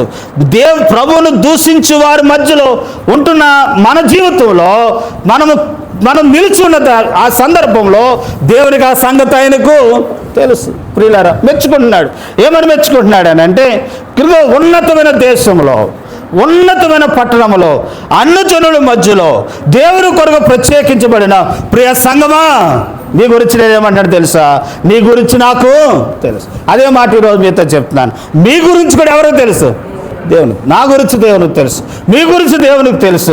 ఆయనకు మరుగైనది ఏదియో లేదు అనే విషయాన్ని మీకు తెలియపరుచుకుంటున్నాను. అందుకే ప్రకటన గ్రంథంలో అంటాడు, వారు వారి క్రియలు చెప్పిన వారికి ప్రతిఫలం తీసుకురావటానికి ఆయన త్వరలో వస్తా ఉన్నాడు. కాబట్టి ఆయనకు తెలుసు, ఆయనకు అన్నీ తెలుసు.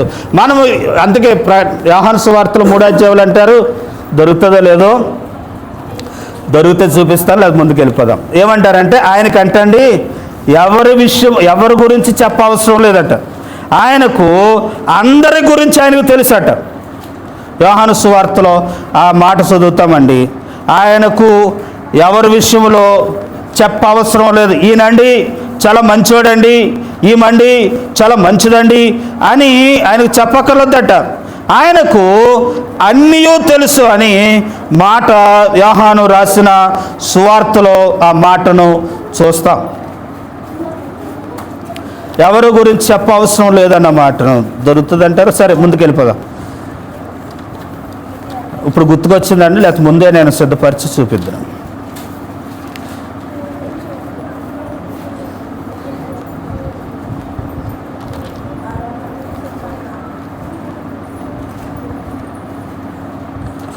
సరే ప్రియులారా, ముందుకెళ్దాం. మొత్తాన్ని నేను చదివానండి ఆ మాట, ఇప్పుడు రిఫరెన్స్ గుర్తులేదు, సరిగ్గా సందర్భంలో చూపిస్తాను. కాబట్టి దేవునికంట మన గురించి ఎవరి విషయంలో కూడా ఆయనకు చెప్పవసరం లేదట. ఎందుకనంటే అందరి గురించి ఆయనకు తెలుసు. నీ గురించి తెలుసు, నా గురించి తెలుసు. అట్లేదు కానీ ఎఫెసీ సంఘం గురించి కూడా ఆయనకు తెలుసు. ఇక్కడో మాట మీకు తెలియపరచాలి. సంఘం అంటే ఏంటనంటే చాలాసార్లు ఇది మనం పొరపడతాం. ఏంటనంటే ప్రియులరా, ఏమని పొరపడతామంటే సంఘం అంటే ఇదిగో 4 గోడలు ఉన్నది సంఘం అనుకుంటాం. ఈ 4 గోడలు ఉన్నది సంఘం కాదు. ఇది ఏంటనంటే సమాజ మందిరం. ఏంటిది సమాజ మందిరం అంటే? వచ్చి కూడుకొని కొంచెం పాటలు పాడి దేవుని స్తుతించి ఆయన ఆరాధించి సమాజముగా కూడి కొంచెం దేవుని మాటలు విని వెళ్ళే స్థలం ఇది. ఏది? దేవుని ఈ స్థలం. మరి సంఘం అంటే ఏది అని అంటే, మందిరం అంటే ఏంటనంటే నీ దేహమే అంటే నీవే సంఘం, నీవే ఆయన సంఘమై ఉన్నావు, నీవే ఆయన మందిరమై ఉన్నావు, నీవే ఆయనకు నివాస స్థలమై ఉన్నావు అనే విషయాన్ని తెలియపరుస్తున్నాను. ఆయన నివాసము సంఘముగా ఉన్న ఆయన సంఘములో ఉన్న నీవు, ఆయన సంఘముగా ఉన్న నీవు, ఆయన నివాస యోగ్యముగా ఉన్న స్థలముగా ఉన్న నీవు, నీ విషయంలో ఆయన కొరకు నీ క్రియలు ఆయనకు తెలుసు. ఆయన నమ్మి ఆయనకు నివాసముగా ఉన్న నీ విషయంలో నీ క్రియలు ఆయనకు అందరూ చెప్దాం ఒకసారి. దేవునికి స్తోత్రం. ఏం తెలుసంట క్రియలంటే? క్రియలంటే నీ చేస్తున్న దేవుని కొరకు చేస్తున్న పనులు ఏమై ఉన్నాయో అవి ఎవరికి తెలుసు? దేవుడు.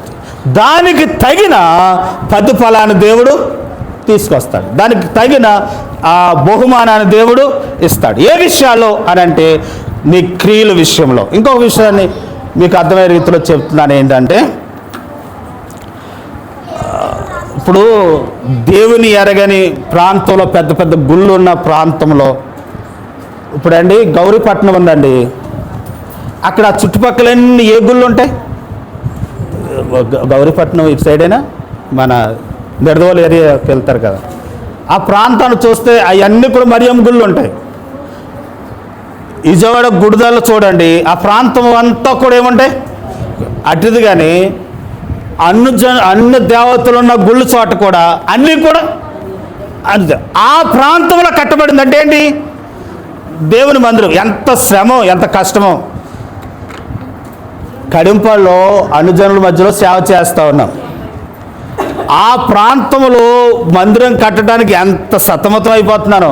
ఎందుకనంటే ఎంతో జాగ్రత్తగా మెసులుతూ చేస్తున్నా కూడా ఈ రోజుల్లో మీడియాని బట్టి ఒకరు తయారవుతాన్ని బట్టి ఎంతో వ్యతిరేకతలు. అటువంటి ప్రాంతంలో మందిరాన్ని, సంఘాన్ని నడిపిస్తున్నామని అంటే అది దేవుని కృప. కనుక అంత కష్టాల్లో పడుతున్న కష్టక్రియలని ఎవరో తెలుసు?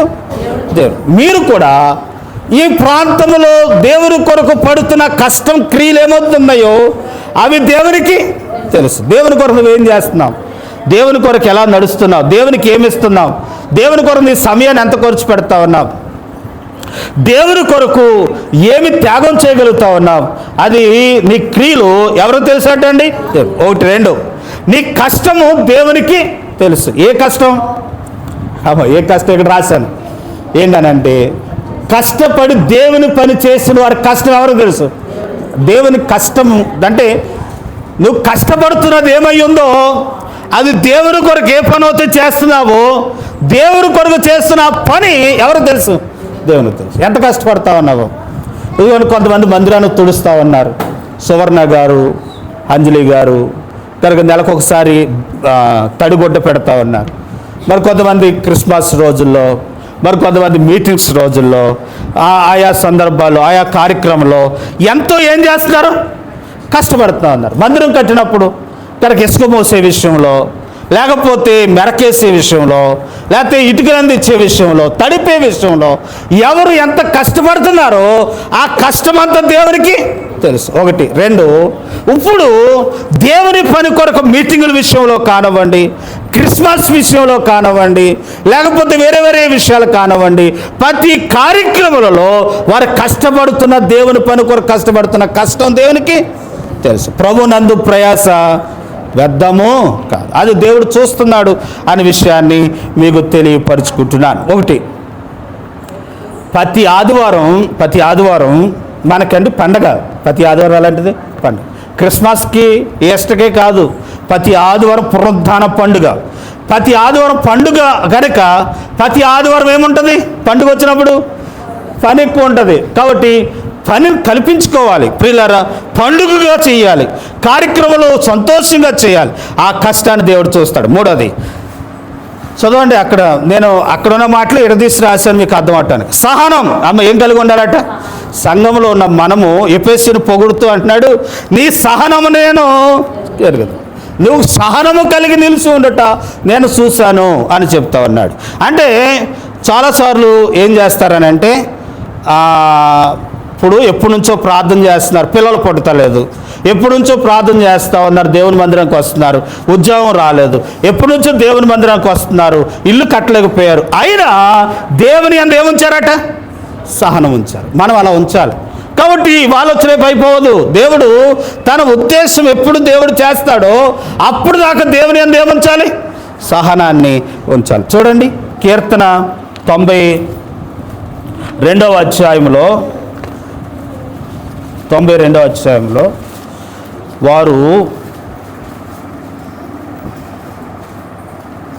11వ వచనం, 92వ అధ్యాయము 11వ వచనం, యెహోవా మందిరములలో నాటబడిన వారై వారు మన దేవుని ఆవరములలో వర్ధిల్లుదురు.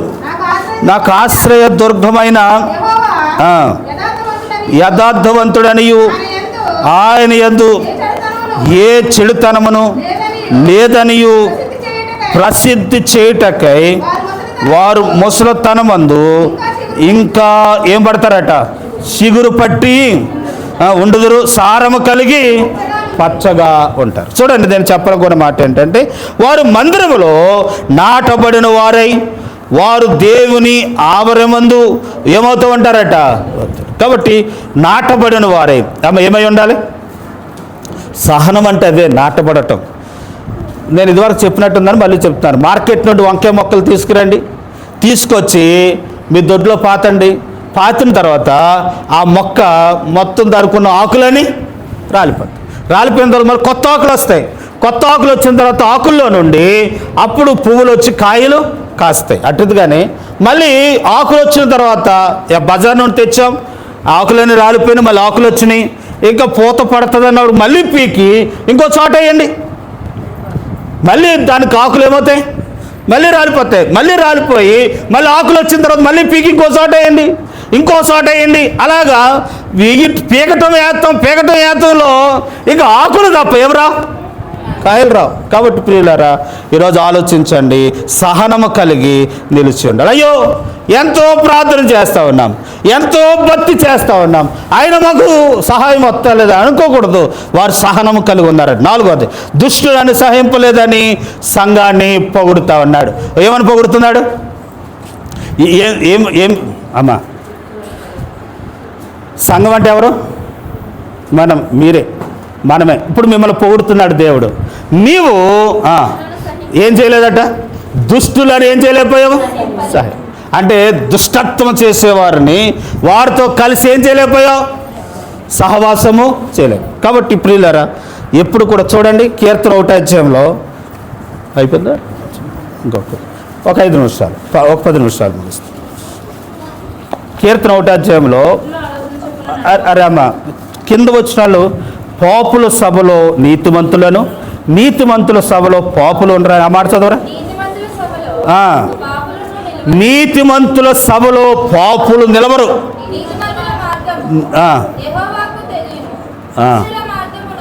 దుష్టుల మార్గము అమ్మ చూడండి, నీతిమంతుల సభలో ఎవరుండరంట? పాపులు ఉండరట. అందుకే సామెతలు 11:1 అంట, దుష్టుడు ఎవరు తరవకుండగానే ఏమవుతాడట? పారిపోతాడట.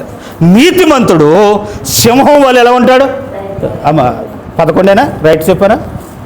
11వ అధ్యాయంలోనే 24 సరే, అక్కడ ఉంటుంది. ఏమనంటే దుష్టుడు ఎవరు తరవకుండా ఏమవుతాడట? పారిపోతాడు. కానీ నీతిమంతుడు సింహం వల్ల, మొదటి వచనంలోనే ఉంటుంది, సింహం వల్ల ఏమై ఉంటాడనంటే ధైర్యంగా ఉంటాడు అనే వాక్యం చదువుతా ఉన్నా. సరే, కీర్తన 1వ అధ్యాయంలో కనుక పాపుల నీతిమంతుల సభలో ఎవరుండరంటండి? పాపులు, దుష్టులు ఉండలేరట. అందుకే మందిరంలోకి రాలేరు. గమ్ముని దేవుని మందిరానికి రాలేకపోవటానికి కారణం ఏంటంటే వారి దుష్టత్వాన్ని బట్టి. సరే ప్రియులారా, దుష్టులను ఏం చేయలేరట? ఇప్పుడు చూడండి, చాలా ఆత్మీయంగా పెరుగుతున్న వారిని చెడగొట్టడానికి ఏమేమో చెప్తారు. చెప్పినప్పుడు ఈ దుష్ట మాటలని చెప్పి వారి నుండి ఏమవ్వాలి? వేరవ్వాలి, దూరం అవ్వాలి. ఇంకా ఏంటావు, నువ్వు ఆత్మీయ జీవితాన్ని పోగొట్టుకుంటావు. సరే, ఐదోది సంఘం అంటే దుష్టులను సహించలేకపోయిందంట. అది ఐదోది ఏంటంటే అబద్ధ అపోస్తులను పరీక్షించి కనుగొని వారు ఉత్తులా నిజమా అని తెలుసుకున్నారట. అమ్మా, వారు నిజమైన అపోస్తులా కాదా అని తెలుసుకున్నారట. ఎలా తెలుసుకుని ఉంటారు? అందరూ ఒకసారి దేవుని స్తోత్రం చెబుదామా. ఇప్పుడు నేను ఎంత బోధిస్తున్నాను, వ్యభిచారించకూడదు, బూతులు తిట్టకూడదు అని బోధిస్తున్నాను. వ్యభిచారం చేస్తే నేను నిజమైన అపోస్తున్నా, దొంగ అపోస్తున్నా? నేను అబద్ధాలు ఆడి బూతులు తిడతా ఉంటే నేను అపోస్తున్నా లేకపోతే దుష్టున్నా అని అంటే, అబద్ధాలు ఆడుతూ బూతులు తిడుతూ బూతులు ఇష్టానుసారంగా ఖర్చులైన మాటలు ఆడుతూ ఉంటుంటే, ఖర్చులైన పనులు చేస్తూ ఉంటుంటే వాడు అపోస్తులని చెప్పుకుంటున్నాడట. వారిని మీరు ఏం చేశారు? మీకు అర్థం అవ్వలేదు. వారి క్రియలు, వారి శాస్త్రం, వారి మాటలు వారు అపోస్తులు కాదని ఏం చేశారు? గ్రహించారు. బోధించడానికి అందరూ బోధిస్తారు, అందరూ ప్రసంగం చేయగలరు, అందరూ చెప్పేయగలరు, అందరూ ప్రార్థన చేసేయగలరు, అందరూ చదివేయగలరు. కానీ వారి క్రియ ప్రవర్తన ఎలాగుందో సంఘం ఏం చేసిందట? గ్రహించింది, పరీక్షించింది. ప్రియులారా, ఆయన ఎలకొలలు ఆడుతున్నాడా? ఆమె ఎలకొలలు ఆడుతుందా? ఆమె ఏమైనా పాపం చేస్తున్నారా? వారు దేవునికి దూరంగా ఉన్నారా? వారు అపోస్తులని చెప్పుకుంటున్నారు, దానికి తగినట్టుగా బతుకుతున్నారా అని సంఘం ఏం చేసిందట? పరీక్షించింది, గ్రహించింది. ప్రియులారా, అలా గ్రహించే సంఘముగా ఉంది. ఆరోది ఏంటనంటే దేవుని పని యందు ఏమవుతూ ఉన్నారనంటే సాగుతున్నారట. అమ్మా, వారు సహనం కలిగి ఉన్నారు, పైన చదువుకున్నాం. వారు కష్టపడి దేవుని పని చేస్తూ ఉన్నారు, కష్టపడి దేవుని పని చేస్తున్నారు. అదే పనిలో ఏమై ఉన్నారట? సాగుతున్నారు. అమ్మ, అదే పనిలో ఏమయ్యారు? ఆగిపోకుండా ఏమవుతున్నారు? సాగిపోతున్నారు. మనం కూడా ఏమవ్వాలి? సాగాలి. మనం చేసామండి, మళ్ళీ ఇప్పుడు కూడా మేము చేయాలా అని అనకూడదు. ఇంకా సాగిపోతూ ఉండాలి, చనిపోయేదాకా సాగిపోతూ ఉండాలి. అది నిజమైన భక్తుడి పని. కాబట్టి దేవుని పని ఆగక ఏం చేయాలి? సాగాలి అనే విషయాన్ని తెలియపరుస్తున్నాను. ఒక పాట ఉంటుంది కదా, యేసుతోటివిగాను పోదమా, అడ్డుగా వచ్చు వైరు గెల్వను, ఇద్దనా దమ్ముతో పోదమా, యేసుతోటివిగాను పోదమా. ఏం చేయాలి? ఆయనతో పోవాలి. ఇంకో పాట ఉంటుంది ఏంటంటే, ఇంగ్లీష్లో ఉంటుంది ఈ పాట, తెలుగులో కూడా పాడతారు, మరి నాకు రాదు, నేను రాగాలు రావు కానీ చెప్తున్నాను. ఈ పాట ఏంటనంటే Jesus follower I'm running far, వెనక్కి నేను తిరగను అనే పాట ఉంటుంది ఇంగ్లీష్లో. కాబట్టి ప్రియులారా, నేను దేవునిలో సాగుతున్నాను, నేను వెనక్కకు తిరగను. ఐఎమ్ జీసస్ ఫాలోవర్ అని పాట ఉంటుంది. సరే ప్రియులారా, గమనించండి. కాబట్టి ఆయనలో సాగిపోతున్నప్పుడు, ఆయన పనిలో సాగిపోతున్నప్పుడు ఏమవకూడదు?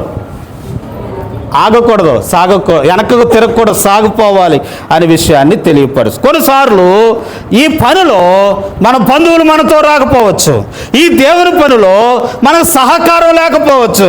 దేవుడు మనకి ఏ పనో తప్పు చెప్పాడో ఆ పనులు ఏం చేయాలి?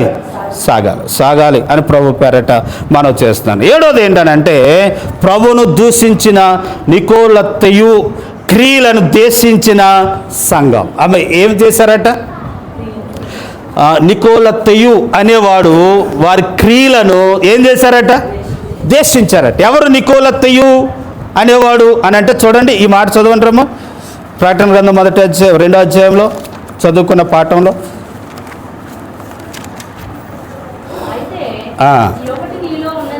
కూర్చు పైకి చదవరమ్మా ఆ మాటలు. కూర్చు, నికోలత్తయు అన్నమాట అదేనా మీరు చదివేదేనా? చదవరమ్మా. నీతో లెక్క క్రియలు నీవు దేశించుచున్నావు, నేను కూడా వాటిని ఏం చేస్తున్నాను? నికోలత్తయు అని ఒక ఆయన ఉన్నాడట. ఆయన క్రియలను ఏం చేశారట? ఎవరైనా అని అంటే అపోస్తల కార్యాల్లోకి వెళ్ళాలి.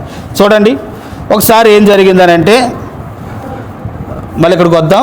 అపోస్తల కార్యాల్లో ఏం జరిగిందని అంటే అండి, 6వ అధ్యాయంలో 6వ అధ్యాయము 15వ వచనంలో నన్ను చెప్పనివ్వండి, మీకు వివరిస్తే అర్థమవుతుంది. సంఘము విస్తరిస్తూ ఉంది. 12 మంది నుండి 3,000 మంది, 3,000 మంది నుండి 5,000 మంది, 5,000 మంది నుండి విస్తరిస్తూ ఉన్నారట. ఆ సమయంలో భోజనాలు పెడతా ఉన్నారు. భోజనాలు కూడా గొడవ వచ్చిందట. ఏమనంటే యూదుల్లో ఒకలాగా చూస్తున్నారట, గలిలయలో ఉన్న వారిని, వేరే వేరే ప్రాంతాల నుంచి వచ్చిన వారిని ఒకలాగా చూస్తున్నారట. ఆ విషయంలో గలిబిలు వచ్చినప్పుడు అప్పుడు మీరు ప్రార్థన చేసేయమన్నారనంటే, అలా కాదు, పని చేయండి, మేమే ప్రసంగించుకుని మేమే చెప్పడం బాగాలేదు కాబట్టి ఆ గలిబిలు రాకుండా ఉన్నట్లు ఆత్మపూనులైన ఒక 7గురిని కనుగొండి, వారిని నియమించి వారిని ఆ భోజనాలు వడ్డింపులు గడ పెట్టండి అన్నారు. ఆ భోజనాలు వడ్డింపులలో ఉన్న వ్యక్తే ఎవరు? ఈ నికోలు. చదవండి రామా, 5వ వచనం.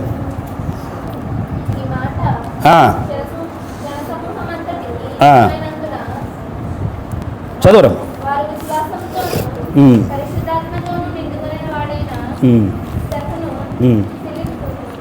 చూడండి 7గురు. ఫిలిప్పు, స్తెఫాను,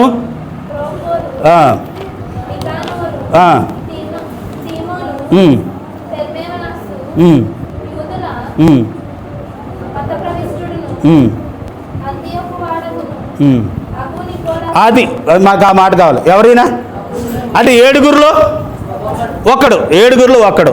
7గురులో ఒక్కడైన ఈయన మొట్టమొదటి చాలా బాగున్నాడు, చాలా ఆత్మీయంగా ఉన్నాడు, చాలా దైవభక్తిగా ఉన్నాడు. మనం కూడా చాలాసార్లు ప్రారంభంలో మందిరాన్ని తుడిచేస్తాం, మందిరాన్ని కడిగేస్తాం, మందిరంలో సహకరిస్తాం, ఏమేమో చేస్తాం. రాను ఏమవుతుందండి, భక్తి చల్లారు. ఈ నికోలత్తుకు కూడా అదే అయ్యింది. భక్తి చల్లారిపోవటాన్ని బట్టి వేరే బోధన పట్టుకొచ్చాడు. ఎక్కడికి?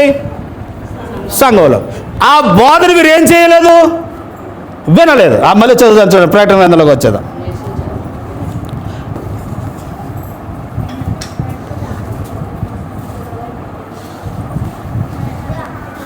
ప్రకటన గ్రంథంలో వారు నికోలత్తయు చెప్పిన బోధను ఏం చేశారటండి, దేశించారట. నికోలత్తయు వారు చెడుగా చెబుతూ ఉన్న మాటలన్నీ దేవుడు ఏం చేసుకొచ్చాడనంటే, వారు ఏం చేశారు, దేశించిన సంగతి ఎవరికి తెలుసంట, దేవునికి తెలుసు. కాబట్టి ప్రియులరా, నికోలత్తలు లాంటి స్వభావం కలిగిన వారిగా మనం ఉండకూడదు.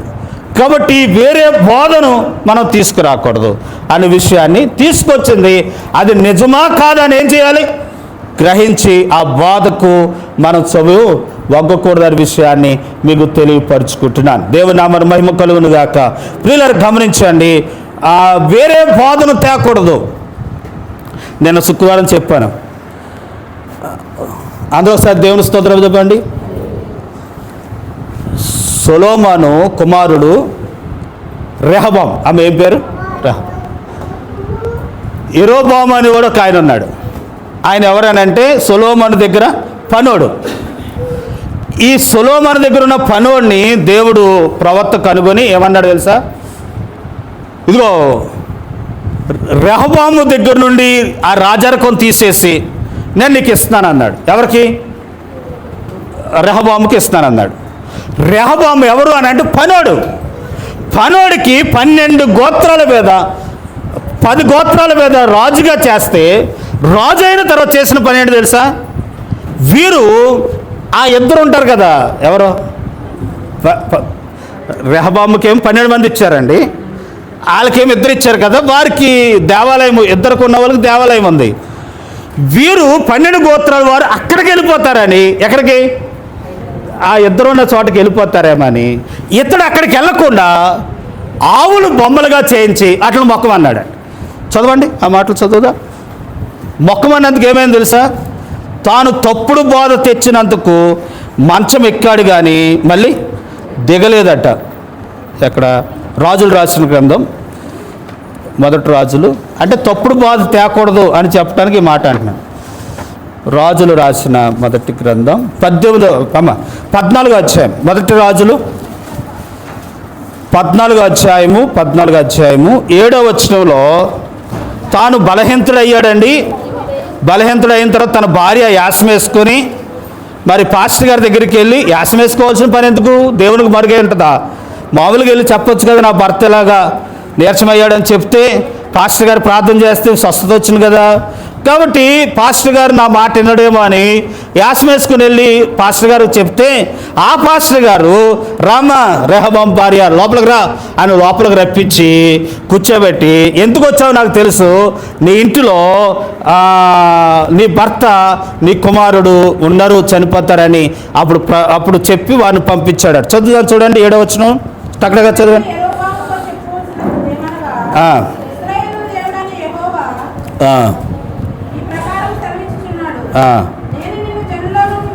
నేను నిన్ను జనులలో నుండి తీసి విస్తరింప చేసి ఇశ్రాయేలు వారును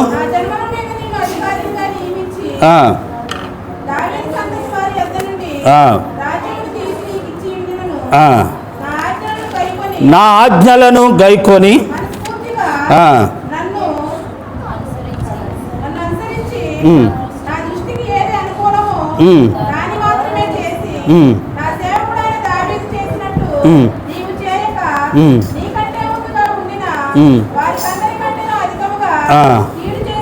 వారందరికంటే అంటే సౌలు కంటే దారుణంగా ఇక ఉన్నవారి కంటే ఎక్కువగా కీడు చేసి నన్ను బొత్తిగా ఏం చేసావు?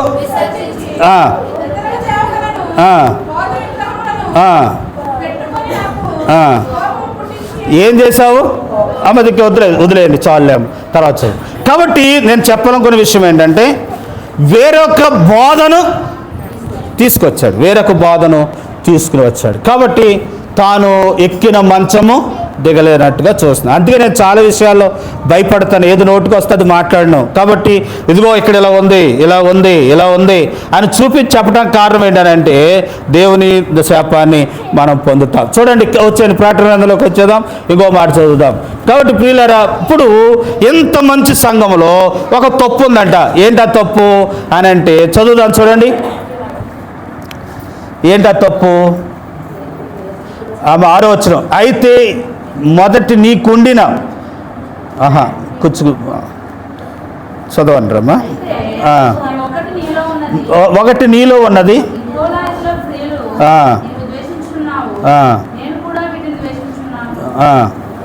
అమ్మ ఒకటి కొదువుగా ఉంది అంటాడమ్మా. అది చూడండి, ఈ అంత మంచి సంఘంలో ఇది కొదువుగా ఉందంట.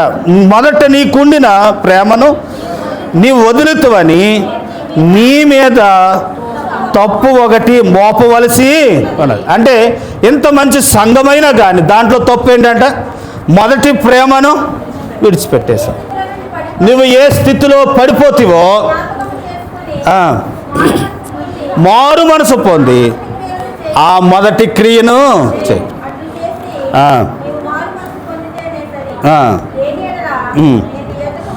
నేను నీ యొద్దకు వచ్చి నీ దీపస్తంభమును దాని యొద్ద నుండి నేను వివరించేస్తాను. చూడండి, ఇక్కడ తప్పు ఒకటి మోపాడట. ఏమిటా తప్పు చెప్పండి?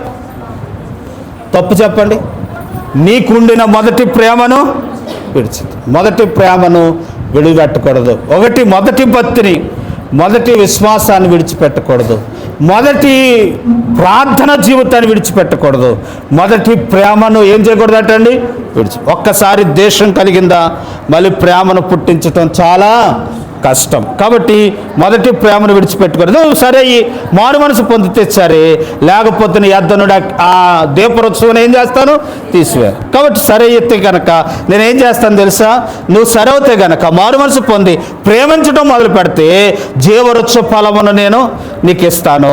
పరదేశంలో ఉండినట్లుగా నేను నిన్ను పరలోకములో ఉంచుతాను. సరే అవుతే నేను నిన్ను ఆస్వాదిస్తాను, నీవు జీవవృక్ష ఫలాన్ని ఇస్తాను, పరదేశంలో ఉంటావు అని చెప్తూ ఈ మాటలు ముగిస్తా ఉన్నాను. చెవు గలవాడు, ఏ చెవులు?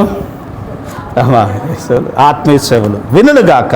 ఏంటయ్యి మనం ఏ విషయంలో సరిచేయబడాలి అని అంటే మొదటి ప్రేమను కోల్పోతే తిరిగి ఆ ప్రేమను ఏం చేయాలటండి? సంపాదించాలి. ఆ విషయంలో ఏమవ్వాలి? మారు మనసు పొందాలి. అలా పొందితే దేవుడు మనకు జీవవృక్ష ఫలాన్ని ఇస్తాడట. తర్వాత పరదేశంలో పరలోకములు ఉండేవారుగా చేస్తాడట. అలా ఉండేవారుగా ఉండాలి అని అంటే ఈరోజు మొదటి క్రియను చేయాలి, మారు మనసు పొందాలి, మొదటి క్రియలను చేసేవారుగా మనం ఉండాలి. సంఘము హెచ్చరిస్తూ ఉన్నాడు.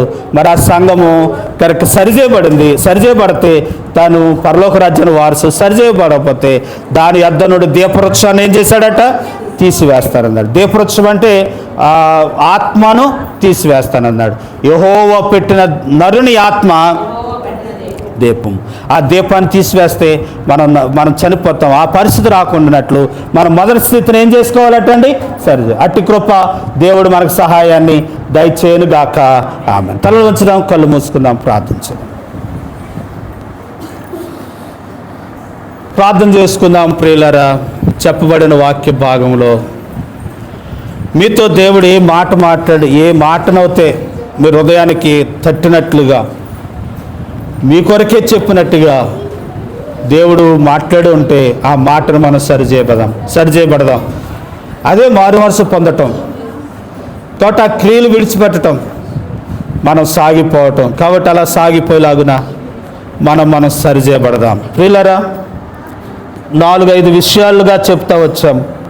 కాబట్టి ఈ విషయాల్లో దేవుడు ఏం మాట్లాడుతూ వచ్చారో ఆ విషయాల్లో మనం సరిచేయబడదాం, దేవుని సహాయాన్ని పొందుకుందాం. కొన్నిసార్లు యోహాను లాంటి కష్టాలు మనకు వస్తున్నాయేమో, అపాయము కలిగినను ఉపాయము లేని వారం కాదు. కాబట్టి దేవుడు మనకు సహాయం చేస్తాడు. కాబట్టి ప్రభు సంఘాన్ని ప్రేమించి అది కళంకమైన ముడతైన లేనట్టు ఉండాలని ఆ సంఘం హెచ్చరిస్తున్న దేవుడు ఈరోజు మనల్ని హెచ్చరిస్తాడు. కాబట్టి ఆ విషయాల్లో మనం సరిచేయబడదాం. ఈ గ్రంథంలో వాక్యాలు గైకొని ఆ ప్రకారం మనం జీవించడానికి మనం తీర్మానం తీసుకుందాం. మన వస్త్రము మలినమైపోయిందేమో, మన హృదయం మలినమైపోయింది, మాట ద్వారా, తలంపుల ద్వారా, క్రియల ద్వారా ఏ విషయంలో చెడిపోయినా మనం సరిచేయబడదాం. ఆయన సహాయాన్ని కోరుకుందాం, ప్రార్థన చేసుకుందాం. ప్రియులారా, ప్రభు శరీరం, ప్రభు రక్తం మన మధ్యలో ఉంది. ఆయన శరీరము, ఆయన రక్తము మనం తీసుకుందాం. ఏ బలవంతము లేదు. దేవుడు మిమ్మల్ని ప్రేరేపిస్తూ ఉంటుంటే ఆయన ఇచ్చిన ఆజ్ఞ ఈ ప్రకారం చేయండి అన్నారు. మనం ఆ ప్రకారం చేయటానికి మనం తీర్మానం తీసుకుందాం. ప్రార్థన. మమ్మల్ని మిక్కిలిగా ప్రేమించిన మా పరలోకమందున్న మా తండ్రి, కృప కలిగిన మా ప్రభువా, స్తోత్రార్హుడా, సకల ఆశీర్వాదమునకు కారణభూతులైన మా ప్రభువా, మీకు వందనాలు. మరొకసారి, మరొక దినం, మరొక వారం మీ ఆవరణలోనికి చేరి మీ శరీరాన్ని, మీ రక్తాన్ని తీసుకునే భాగ్యాన్ని మీరు మాకు అనుగ్రహిస్తున్నందుకే మీ స్తోత్రాలు. అయ్యా, యేసుక్రీస్తు రక్తము ప్రతి పాపమును కడిగినన్న అయ్యా, మీ శరీరం బలమైనది, పునరుద్ధానము కలిగినది. ఆ బలమైన పునరుద్ధానం కలిగిన నీ శక్తి మాలో ప్రవహింపచేస్తే మమ్మల్ని స్థిరపరిచి పడిపోకుండా, జారిపోకుండా, వెనక్కకు తిరగకుండా మా పనిని కొనసాగించటానికి సహాయపడమని ప్రార్థన చేస్తూ, అయ్యానైనా మా తప్పుదములు ఏమవుతున్నాయో మేము ఒప్పుకుంటూ ఉండగా మమ్మల్ని క్షమించండి. మరొకసారి నూతన వ్యక్తులుగా చేసి మీ సహాయాన్ని అనుగ్రహించి మహిమ పొందమని యేసు ప్రభువారి నామములో స్తుతించి గణపరిచి అడిగి వేడుకుంటున్నాము తండ్రి. ఆమేన్. ఎవరైతే సిద్ధపడిన వారు మీ తలకంటే ఎత్తుగా మీ చేయి చూపించండి. మీ దగ్గర తేబడినప్పుడు ఇది ప్రభు శరీరం అని ఆయన శరీరంలో పాలు పంపులు పొందుదాం. ప్రియులారా, ఆ పాట పాడుతుండగా తీసుకుందాం. కొంచెం ఓపికగా ఆయన శరీరంలో మన పాలు పంపులు పొందుదాం. ప్రార్థన పూర్వకంగా. ప్రభువైన యేసు తన అప్పగింపడి రాత్రి ఒక రొట్టెను ఎత్తుకుని కృతజ్ఞత స్తుతులు చెల్లించి, ఇది మీ కొరకైన నా శరీరము, నన్ను జ్ఞాపకం చేసుకున్నట్టకే దీన్ని చేయడని చెప్పాను. మనమును ఆ ప్రకారం చేదుముగాక. ఆమేన్. స్పీడ్గా తీసుకుందాం. మీ చెయ్య మీ తల కంటే ఎత్తుగా చూపించండి. యవనస్తులు పాట పాడుతుంటుండగా మీ దగ్గరికి తేబడతా ఉంది.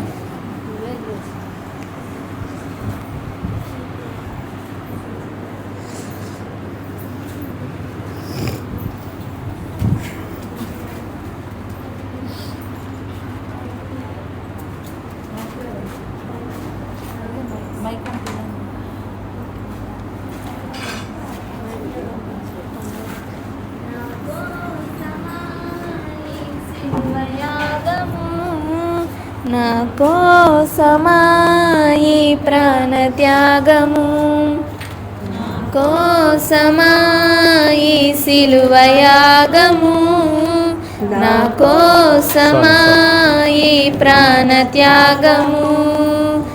కల్వరిలో శ్రమలు నా కోసమా, కల్వరిలో సిలువ నా కోసమా, కల్వరిలో